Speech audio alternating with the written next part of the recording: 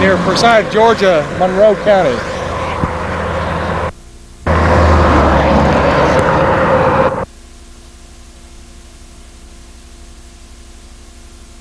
Okay, this begins the sequel video for test section 131005. We are barely in what they call Houston County here, which the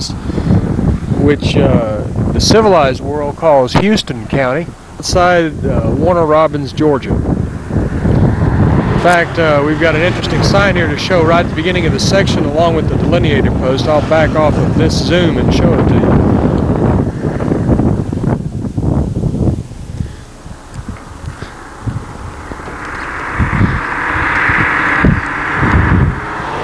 I can't tell on the monitor if you can read the stuff that's with the orange background, but it says that they immediately report all suspicious persons and activities to our police department. Well, I guess you're not ever going to be able to come here, Jimmy, and work my way back. There's not much in the way of distress to report out here. There are a couple of features that I'll describe as I am on my way back over here. On the trip back, there's something I want to try to point out here. I don't know how well it's going to show up on the video. I'm going to kneel to try to pick it up better. What's there, I would say it's about at station 1 plus 94, right at 2 plus 00, and then again about 2 plus 04. With some other minor ones on down are some apparent distortions in the surface. We can't really categorize them with any of the descriptions in the Distress ID manual, but I think it's important to point these out, particularly as I move on down and show another one, at which location is the only crack that we observed in this test section. Back on, because you can't really see those distortions with lighting in which you're facing it. Only with backlighting is it visible. You see a couple of these things. We're just beyond station 4, and there's one that's probably the largest distortion which I've noted out here, and at that location there is a transverse crack which is forming. And this is that crack. I don't have any traffic control, so I'm not going to try to do anything or put anything there to show it. It is a low severity crack, and I've indicated on the distress survey form. Test section, looking back towards the beginning, you can see the markings there, and they marked this similarly to what they did there in Griffin. We're in the same district, and if this is suitable for the profilometer, then it's suitable for us. I'll talk with Hank and Robin when we get back in about that. Now from this angle you can see that distortion where the crack is that I talked about. At least you can with the naked eye. It remains to be seen whether we can see it on the actual video screen.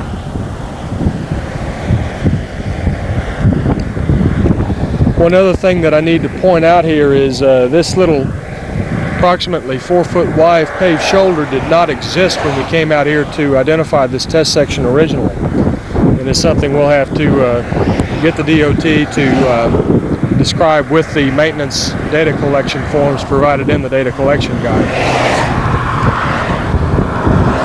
Aside from these distortions and the crack that I just showed, there's nothing different out here than it was when we first came out to identify this test section 3 years ago. This is one of those which we kind of had on the short list for our seasonal monitoring sites. Whether or not the addition of this shoulder will make a difference, I don't know. That's something that we'll have to judge in comparing this section with the other ones that we have to choose from. However, this is a nice open area, as you can see, very easily accessible, and there's not too much traffic, at least in this direction at this time of the day.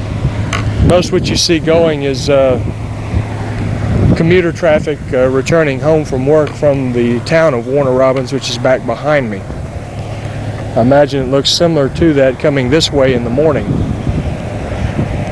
That could potentially pose a problem for trying to use this for seasonal monitoring.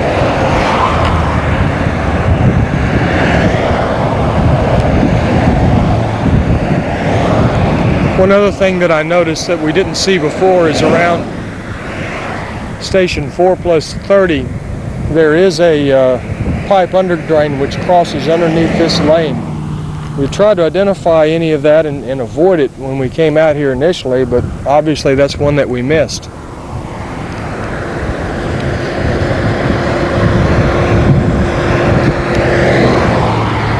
Now about station 1 plus 50.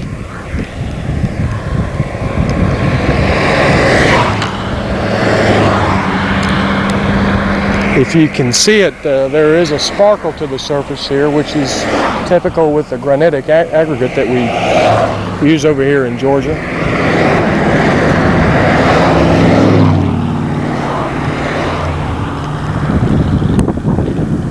On up ahead, you may be able to see a reflection, and that is where they have done their traffic monitoring installation for their periodic weigh-in motion. However, I did not see any automatic vehicle classification sensors that had been placed into the pavement permanently, nor did we see any at 134118 up on I-75 earlier today. For test section 131005